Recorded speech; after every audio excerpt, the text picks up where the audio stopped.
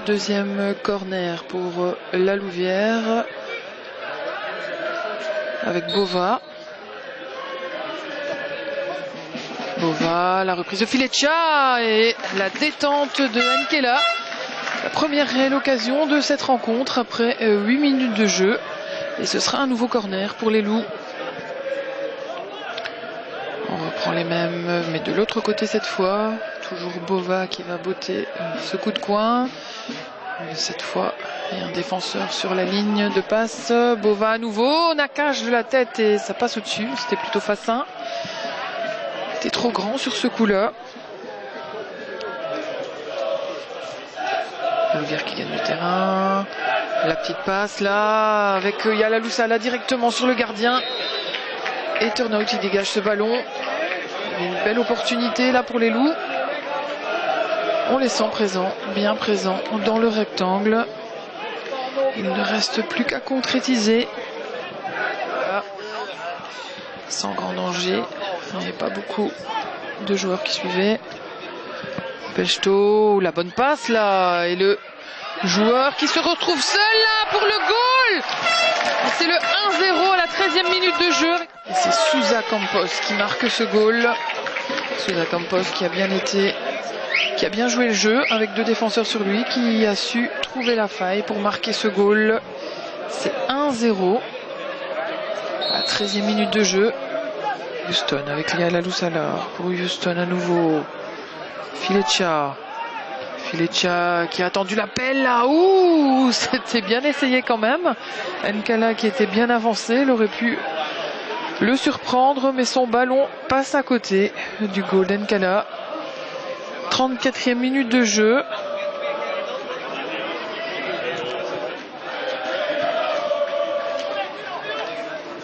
Nkela. Chabi. Pechto là avec un contre favorable. Pechto, attention. Pechto toujours. Le tir de Pechto juste au-dessus de Van den Bosch. Et ce ballon qui passe au-dessus.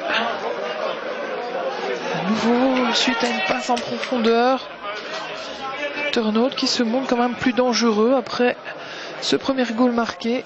On ne voit plus vraiment les Loups pour l'instant. C'est payant du côté de Turnout. Et cette fois, à nouveau le petit lob là. Et ça passe à côté de la cage de Van den Bosch. C'était bien tenté de la part de Pechto. Fondato.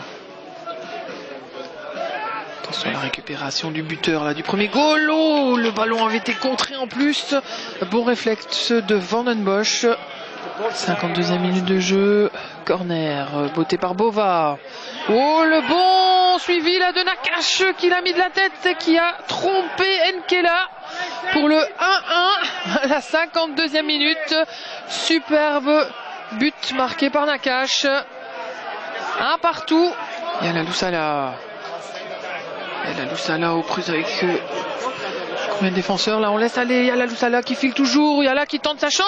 Oh, et le gardien qui n'arrive pas à capter ce ballon et qui sort pour un coup de coin. C'était une belle tentative, c'était peut-être un peu loin encore, mais il aurait pu surprendre Nkela qui n'a pas su capter ce ballon. Et l'entraîneur, c'est un fit homme qui fait appel à Spanov. Bonne passe là pour Yalaloussala, la passe, une petite passe dans le filet pour le 1-2. Alors qu'on joue depuis 17 minutes dans cette rencontre, et la Vouria, il a vraiment été bien servi Yalaloussala. On se sentait en confiance, il s'est dit bah pourquoi pas, on va encore tester Nkela, et cette fois il a pu le surprendre pour le 1-2. De bon augure, et il faut rester vigilant. Il reste moins d'une demi-heure à jouer. En het werd 1-2 door het nummer 25, Miguel Yalaloussala. Chabi là qui s'en sort bien. Le centre de Chabi, attention là, on l'a laissé tout seul. Et son tir est trop croisé. Il y en a eu chaud du côté de la Louvière. Le centre de Niazon. Là, on a sifflé. faute de main peut-être. Pas très bien vu ce qui s'est passé. Et l'arbitre qui montre le point de pénalty. 77e minute de jeu. Pellesto, pénalty devant Van den Bosch qui est pris à contre-pied.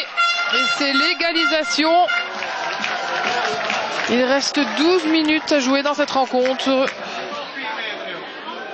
Herman sous coup franc. Van den Bosch. Et la bonne intervention de Van den Bosch là. Hein, parce que ça prenait la bonne direction. Niazon. Le centre là. Attention. Et à nouveau la tête de Pellesto qui ne veut pas rentrer. Passe à nouveau à côté de la cage de Van den Bosch. Grisé. Et c'est la dernière touche de balle de cette rencontre qui se termine sur un nul. Turnhout La Louvière 2 partout. Une déception sur le plan du résultat. C'est une déception quand on mène 2-1 à 20 minutes de la fin. On espère toujours remporter le match. Maintenant, sur le contenu du match, je pense que pas grand chose à reprocher à La Louvière aujourd'hui. Sur le premier but qu'on prend, c'est un peu de la réussite pour eux. Ils ont un compte favorable. Et voilà, ça rentre. Et ensuite, on a beaucoup d'occasions, on fait beaucoup d'efforts. On embête cette équipe qui est une des meilleures équipes de la série. On a prouvé que nous aussi, on était une des meilleures équipes de la série. Et puis à la fin du match, il y a ce penalty qui, je pense, est très sévère.